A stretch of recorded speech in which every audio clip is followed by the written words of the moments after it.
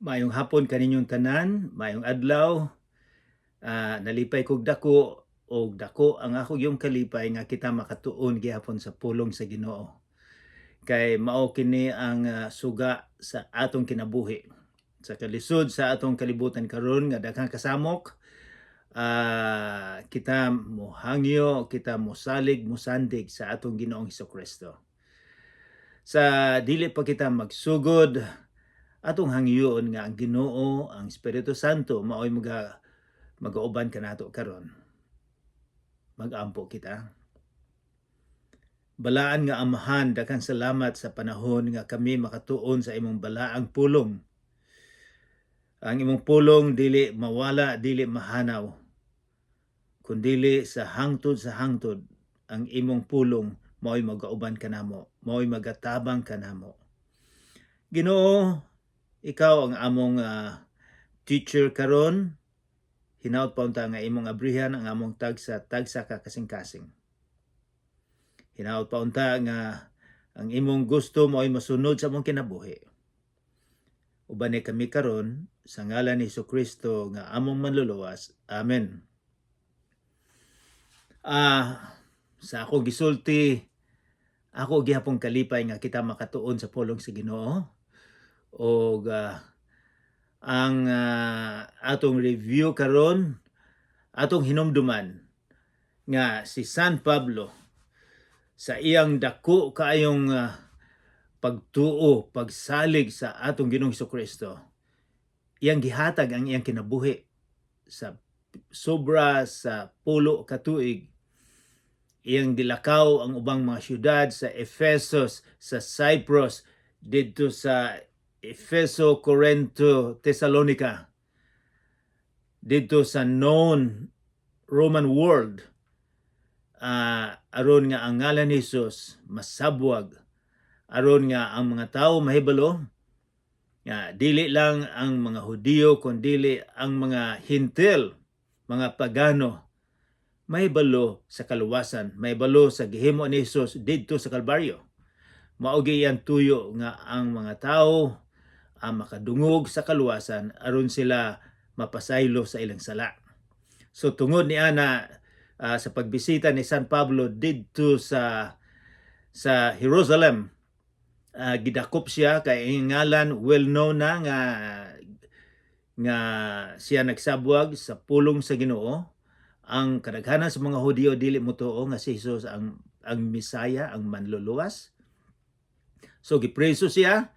Pagkahuman duol na unta siyang mamatay, apan ang leader sa 10th Legion, ang ikapulo nga legion nga Romano gi-assign sa Jerusalem, gipanalipdan siya. Gidala siya dayon didto sa headquarters nila sa ilang syudad didto sa Caesarea. Nagpadala og 470 ka sundalo para panalipdan gyud si San Pablo kay nganuman Roman citizen, importante siya kayo. So dinay mga investigasyon, sa 2 ka tuig giimbestigar siya sa gobernador Felix, o si Felix nga gobernador nahibalo nga wala siya sala, apan gusto niya nga makakwarta, masubornahan siya para ma-release, para maka-eskapo si Pablo, apan wala man siya taga-kwarta. Apan si Pablo nakahatag yun og sermon sa gobernador og sa iyang asawa.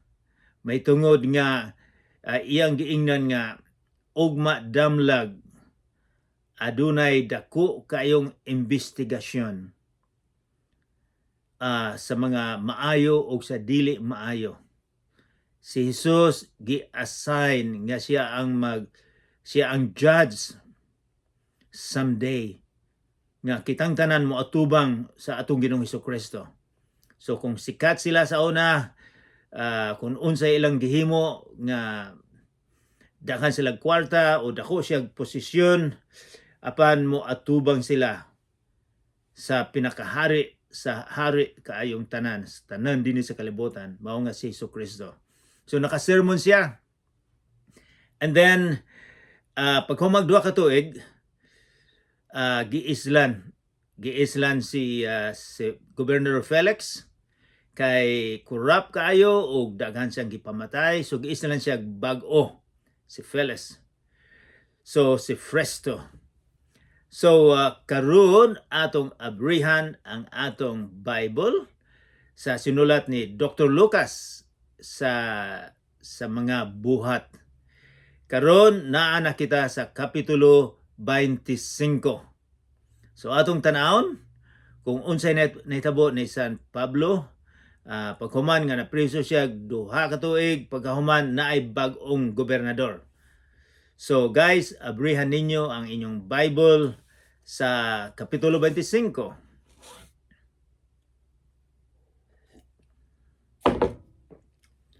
Versikulo 1. Tulo ka adlaw sukad pag-abot ni Festo sa lalawigan sa Caesarea, miadto siya sa Jerusalem. Sa akong sulti na ako mong giingnan nga sa among nakabisita mi dinhi sa Israel ug nakaadto gyud mi niya ng lugar nga Caesarea. Mo na giingon Caesarea Maritima nga duol sa daplin sa dagat kay namay uban nga mga Caesarea usab.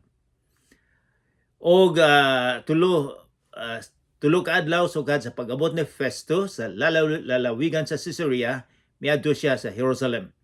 So si Felix na islan og bag-ong gobernador si Festo.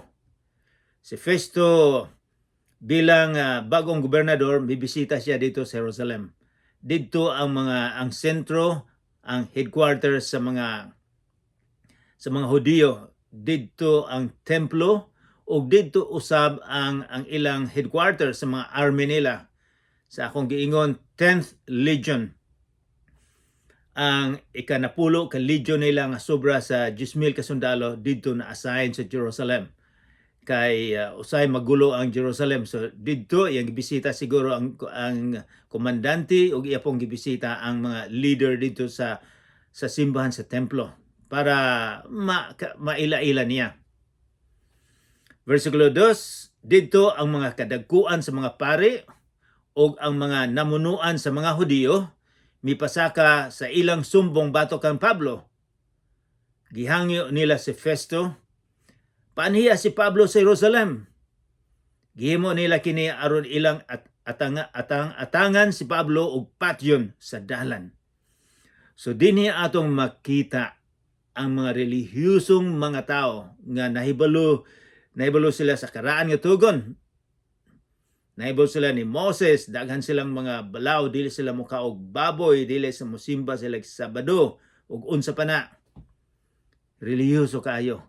Apan ang kaligot-got nila ni Pablo, ang kasuko nila, wala mahanaw. Bisag sobra na sa duha ka tuig, gusto gihapon nilang patyon si San Pablo. Wala nila nalimta. Pasible ba na nga ikaw ug ako usab adili nato malimtan ang kasuko nato sa usa ka tawo? Tingali kung atong kalimtan na kay usahay god kung ikaw nasuko ka, sige nimo nang gihuna-huna, usay dili ka makatulog, walay peace of mind ang imong huna-huna. Sige lang nga unsaon ako pagpanimalos. Walay kalinaw sa imong kaugalingon kung dili nimo kalimtan. Pero kung kalimtan nimo katong mga tawo nga nakasala nimo o ikaw nakasala, makatulog kag husto, ang imong hunaona limpyo. So kini ato usab kung ikaw sumusunod ni Hesus, dili gyud nato kalimtan nga makapasaylo. Kay mao man ay sugo gyud bingon ang Ginoo nga kung dili ka makapasaylo sa usag-usa, dili nako dunggon ang imong pag-ampo. Maunay requirements nga bisag relihiyoso ka paghusto, bisag pila pa kalibong imong ampo, balik-balikon nimo. Apan kung dili ka makapasaylo sa usag-usa, dili dunggon ang imong pagampo. So, kini sila mga, imagine, leader sila sa simbahan. Pero ang ilang kaligot-got, gusto mo pa tayong tao. Gusto nilang hunungon ang maayong balita. May tungod sa atong Ginoong Hesukristo. Ang unang gusto nilang patyon, mao si San Pablo. Kay nga naman, kauban nila ni sa una. Si San Pablo, membro sa Sanhedrin, membro sa korte, membro sa Senate, sa representative, membro ni siya. Karon nahimo siyang Kristiyanos. So, mao nang gusto ginalang eliminate.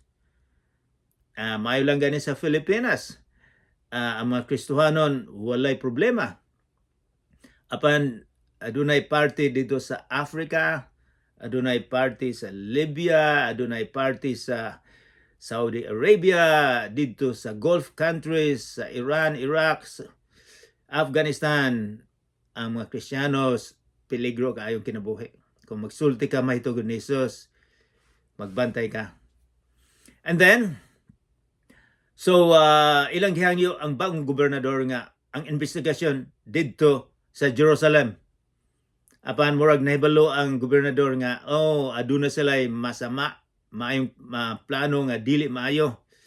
So ang sulti niya sa verse 5, verse 4, apan si Festo mitubag, si Festo ang gobernador.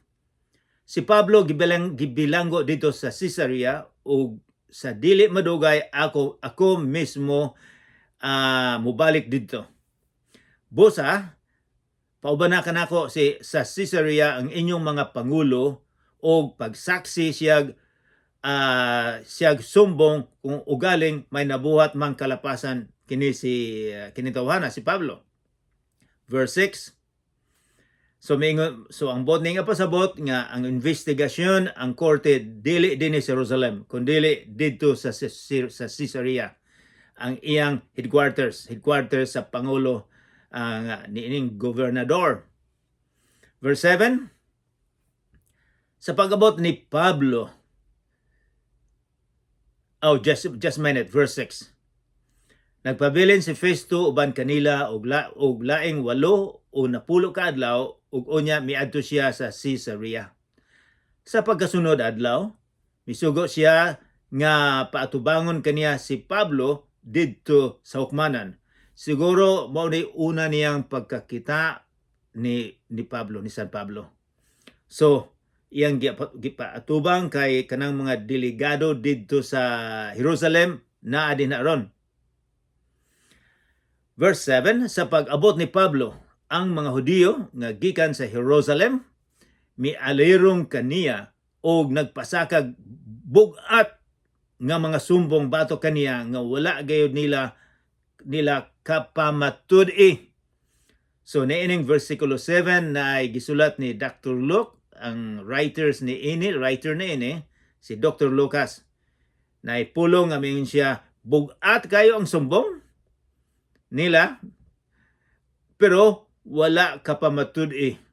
Bugat kuno apan walay ebidensya, walay mga witnesses o ang paglantaw sa gobernador wala man ni sala. Problema nila ni wala siya sala sa hukmanan sa Roma. And then verse 8, apan si Pablo nanalipod sa iyang kaugalingon sa pag-ingon. So, pagkahumana sa mga delegado gikan sa Jerusalem, ang ilang sumbok, ang ilang sumbong nga walay pamatuod, walay witness, dili bugat, si San Pablo misulti na. Apan si Pablo, versikulo 8, nanalipod sa iyang kaugalingon sa pag-ingon. Wala ako makalapas sa balaod sa mga Hudiyo o sa templo o sa emperador sa Roma. Sumiingon siya dayon, wala ako makalapas, wala ko'y sala. Kung ang balaod dito sa mga Hudiyo, wala na ako na. Sa balaod nila ni Moses, wala na ako na. O sa emperador sa Roma, wala ko'y sala. Wala ko'y nahimo.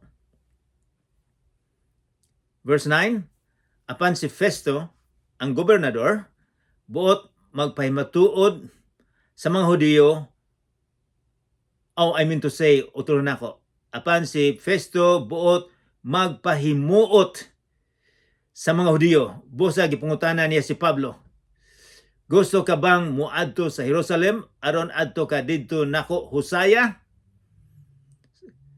So unsa may iyang rason? Gusto niya nga mapahimutan ang mga leadership didto sa Jerusalem. Si Pablo miingon, aniya ako nagbarog atubangan sa hukumanan sa emperador. Diin ako angay nga husayon. Sumala sa imong nahibaloan pag-ayo, wala ako'y nabuhat nga kalapasan batok sa mga Hudiyo. Kung nakalapas ako sa balaod o nakabuhat og bisan unsa nga angay kong sulutan sa kamatayon, dili ako muhangyo nga pasayloon aron makalikay sa kamatayon. Mingon siya, kung na ako'y nabuhat nga dili maayo, dili ko maghangyo, patya ninyo ko. Muna unsa ka pagsalig ni Pablo sa atong Ginoong Hesukristo.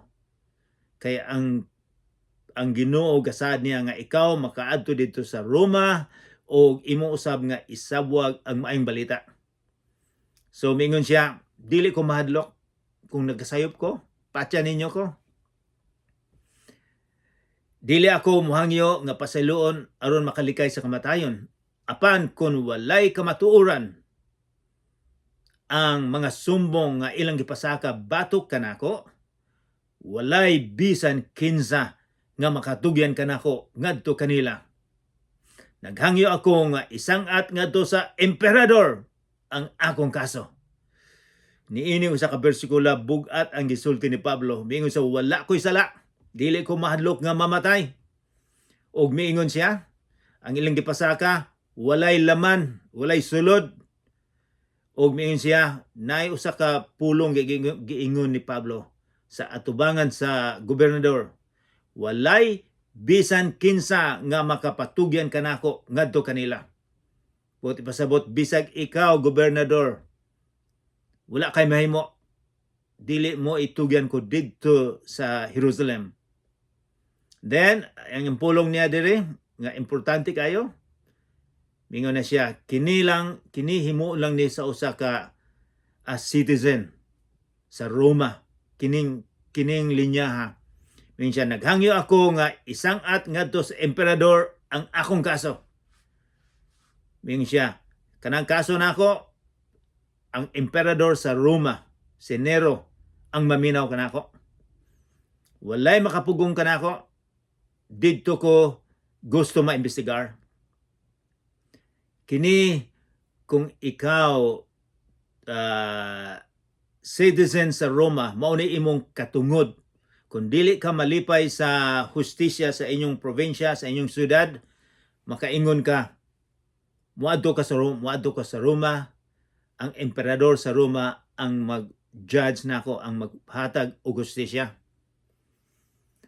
O kabalo ba mo nga ang citizen ni San Pablo espesyal, kay ang iyang papa citizen sa Roma og siya gipanganak nga citizen, espesyal na nga citizen, daghang privileges, daghang nga protektado gid sila sa Roma. So bisag ang gobernador walay mahimo, nga walay makapugong niya ang emperador sa Roma, ang presidente ang mo hatag nako nga mo maminaw sa akong kaso. And then unya nakipa sa dusi, unya human makigsulti si Festo sa iyang mga magtatambag, sa iyang mga advisors. Miingon siya kang Pablo, kay mauman kaha nay imong gusto, adto ka sa emperador. So wala nay mahimo ang mga reliyosong mga tao nga gustong mapatay niya, wala na sila mahimo. Bisan og ang gobernador, wala na siya mahimo sa investigasyon. kay kining special nga citizen si San Pablo miingon nga ang emperador mo'y mag-decider sa akong kinabuhi. Versikulo 13, wala madugay si Haring Agripa o si Bernes miabot sa Caesarea aron paghimamat kang Festo. Karon naa na po'y bag-ong mga artista or characters. Si Haring Agripa o si Bernice miabot sa Caesarea aron paghimamat kang Festo. So, bagong gobernador, kining hari ditong dapita og ang iyang girlfriend, igsuon niyang babae, may bisita. So, sa akong nabasahan, kung kinsa ning mga tawhana, kining bagong kining hari nga may bisita, naghimamat. Kini siya si Haring Agripa. Si Haring Agripa, ang papa, ang amahan sa iyang lolo, si Herodes, maoy nag-order sa panahon ni Jesus, sa pagkataon ni Jesus, nga ang tanang mga bata patyon ni atong lugar. Mao toy iyang papa sa iyang lolo. Ang iyang lolo usab, Herodes, siya ang responsable nga gipatay si Juan Bautista, giputlag liog kay nagsermon man si Juan Bautista nga dili maayo ang gihimo niya kay giasawa niya ang asawa sa iyang igsoon, giputlag liog. Og kini usab ang iyang amahan, mao po'y responsable nga gipatay ang si Santiago, usa sa mga apostoles, giputlag liog usab. Mo iyang papa. Karon kini siya may bisita. Karon kinsa man iyang asawa si Bernes. Kini sila miingon si historian, dili Kristiyanos, mga historian sa unang panahon nila, si Flavius Josephus, miingon nga kini si Bernes, guwapa kayo ni siya. Ang unang bana niya, si Marcos Alexander, dato siya kaayo, apan namatay dayon, wala ta kabalo nga nung namatay. Sa paghuman, iya pong giasawa ang usa ka ngalan og Herod of Chalcis. Ikaduhang bana, iyang uyuan, iyang giasawang iyang uyuan, iyang gipamana. Ang sunod niyang boyfriend, si Polemon II sa Cilicia. Ikatulo og iyang gibiyaan usab. And then, si Titus Flavius, emperador sa Roma, iyang kabit usab. So karon mibalik usab siya. Ang iyang boyfriend, ang sulti nila sa mga historian, ang iyang igsuon. Kini si Herod, si Agrippa. And then, so mauna silang duha. So, kini mga tawhana ang moralidad nila. Kay kung ikaw kung hari, kung bisag unsa lay imong gusto, kini usab ning bayhana, bisag guwapa siya kaayo, apan iyang moralidad dili maayo. Daghan siya mga boyfriend, daghan siya og daghang mga bana. So dili siya maayong example. Apan bisan pa sa ilang kinabuhi nga dili maayo siyang example o daghan silang gihimo, ang Ginoo gihatagan gihapon sila chance nga makadungog sa maayong balita. So may bisita sila. Versikulo 14. Human sa pipila ka adlaw nga pagpabilin didto ang hari, gisuginlan ni Festo, mahitungod sa kaso ni Pablo. Si Festo miingon, sa nag-istorya na ang duha, ang gobernador o ang hari, miingon siya, ani ay binilanggo dinhi nga wala buhiin ni Felix. O sa akong pag-adto sa Jerusalem, ang mga kadagkuan sa mga pari o ang mga Hudiyo mipasakag sumbong bato kaniya o gihangyo ako nila nga silutan siya nga silutan ko siya. Apan gisultihan ko sila nga dili batasan sa mga Romanhon ang pagsilot sa usa ka sinumbong kon wala siya makaatubang sa nagkiha kaniya ug wala pa siya kahatagig higayon sa pagtubag sa iyang sumbong bato kaniya. Busa sa ilang pagbot dinhi, wala ako maglangan og sa pagkasunod nga adlaw gipatubang ko sa hukmanan ang sinumbong. Apan pagsulti na sa mga nagkiha kaniya, wala sila magpasakag bisan unsang sumbong nga akong gipaabot gikan kanila. Siya, ang ilang gisulti murag walay laman, walay sulod. Verse 19, nagbangi lamang hinuon sila bahin sa ilang relihiyon ug mahitungod sa usa ka tawo nga patay na nga ginganlag Hesus nga nabanhaw kuno matud ni Pablo. So kini siyang gobernador wala mahibalo may tungod sa atong Ginoong Hesukristo. So ang iyang nadungog niya gikan ni Pablo nga si Jesus namatay og nabanhaw. Wala siya mahibalo may tungod ni Jesus. Sa kalibutan karon, daghang mga tao nga wala makahibalo ni Jesus. Daghang mga tao nga relihiyoso kaayo sige gasimba apan wala mahibalo sa pulong sa Ginoo. Daghang mga tao nga relihiyoso apan misalig sila sa ilang relihiyon. Sa ngalan sa relihiyon lamang kay miyembro sila. Wala sila mosalig sa atong Ginoong Hesukristo nga gihatag niya ang iyang kinabuhi aron nga ang atong sala mapasaylo.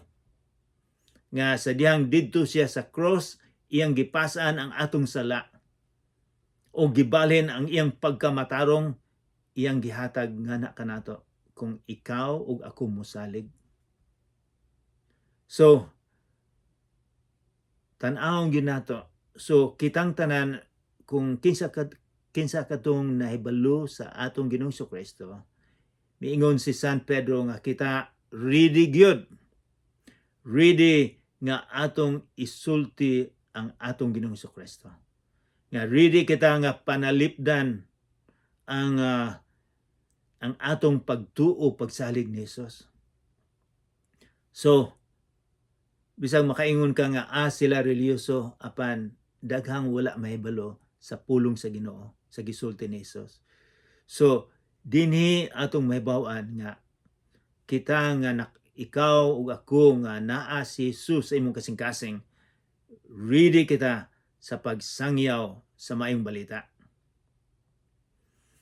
So ilang nabaw-an nga si Jesus, mao'y problema nila nga mingon sila, mahitungod man na sa usa ka tawo nga nabanhaw, namatay, nabanhaw, ang ngalan si Jesus.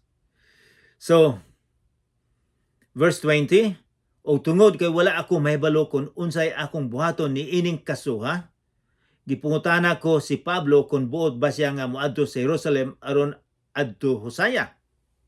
Apan mihangi si Pablo nga ipadayon lang ang pagbilanggo kaniya o nga ang emperador maoy pahukmon sa iyang kaso.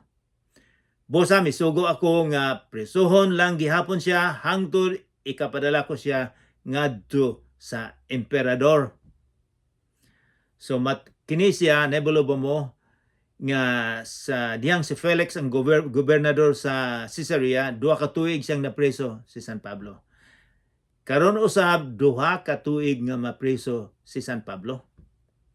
4 ka tuig usay makaingon kita, sayang kayong 4 ka tuig nga posible nga dili siya makatrabaho para sa Ginoo.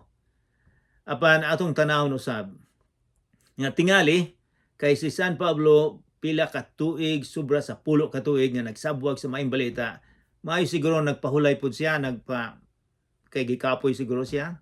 Pero ang pinakadako siguro nga nganong na priso siya sa 4 ka tuig kay duha ka gobernador ang gisermonan ni San Pablo.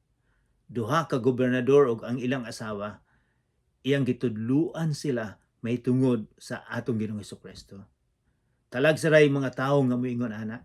So tungod siya ang pagkapriso, di na siya chance, di na siya panahon nga kining mga tawhana makadungog sa pulong sa Ginoo. Apan wala ta may balo kung kining mga gobernadora, kining mga gobernador midawat sila sa Ginoo, wala ta kay balo. Apan ang gisugo sa Ginoo nato nga magsabwag sa maayong balita, nga kita musunod sa gisugo. Wala kita sugo nga sila makonverter, kundili nga kita musunod sa sugo. Ang pagkakristohanon trabaho sa Ginoo, siya ang musulod sa kasing-kasing. Dili ang usa ka tawo ang makapakonverter nga mahimo sang Kristohanon, kundili ang Espiritu Santo lamang. Then, verse 22, si Agrippa miingon kang Festo, gusto akong mamati niining tawhana. Og si Festo mitubag, makapamati ka kaniya ugma. Sa pagkasunod nga adlaw miabot si Agrippa og si Bernes uban sa harianong pasundayag, kinuyugan sa mga pangulo sa kasundaluhan og sa mga kadagkuan sa syudad. Unya misugo si Festo nga paatubangon si Pablo. So dinhi interesting kaayo ni. Kay pagkasunod nga adlaw didto ni anang usa ka gymnasium. Sa akong giingon nimo, sa akong giingon na nga nakaadto ako ni ining lugara, ni ining gymnasium. Kadaghanan karon mga bato na lang, mga lingkuranan, o dinhi dako kaayong interesado kayo ang gihimo nila ni anang adlaw. So sa wala pa sila mosulod dito sa gymnasium, atong ino lang gymnasium,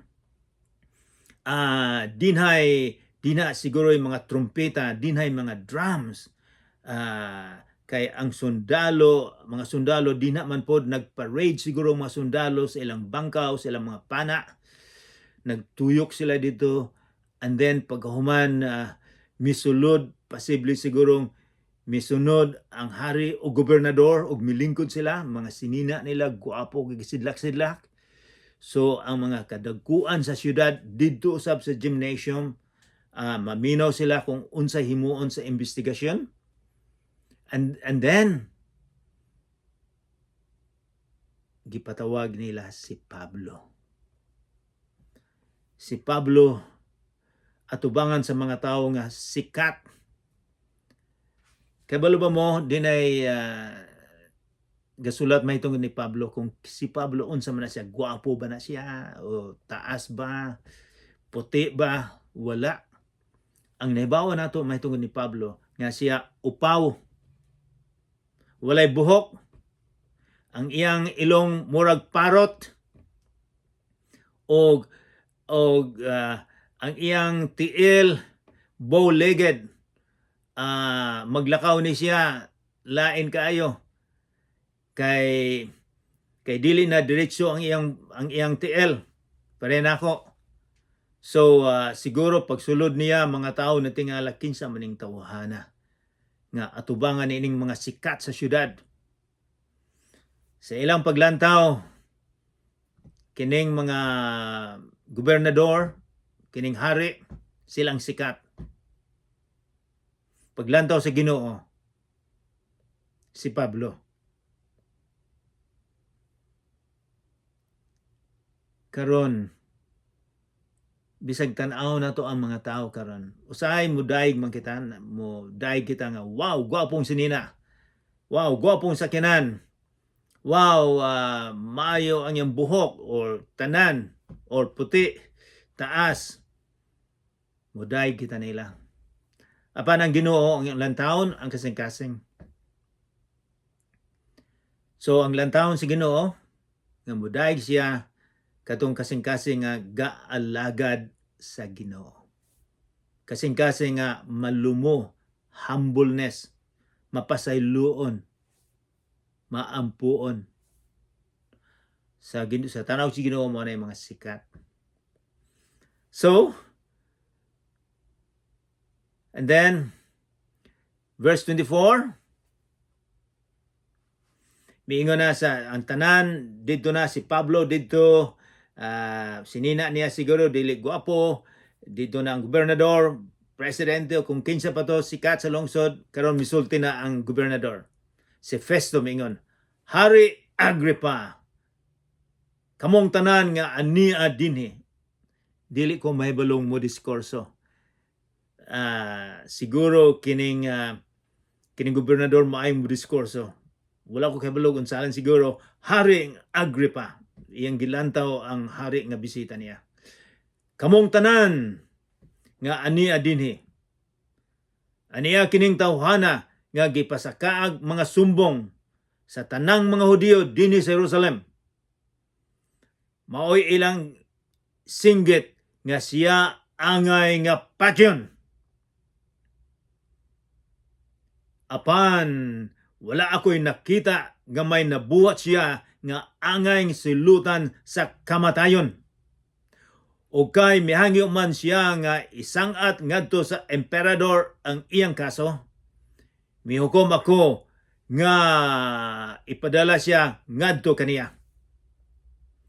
Apan tungod kay wala man ako'y bisan unsa nga ikasulat mahitungod kaniya ngadto sa emperador, gipaatubang ko siya dinhi kaninyo. Labi na kanimo, Haring Agrippa.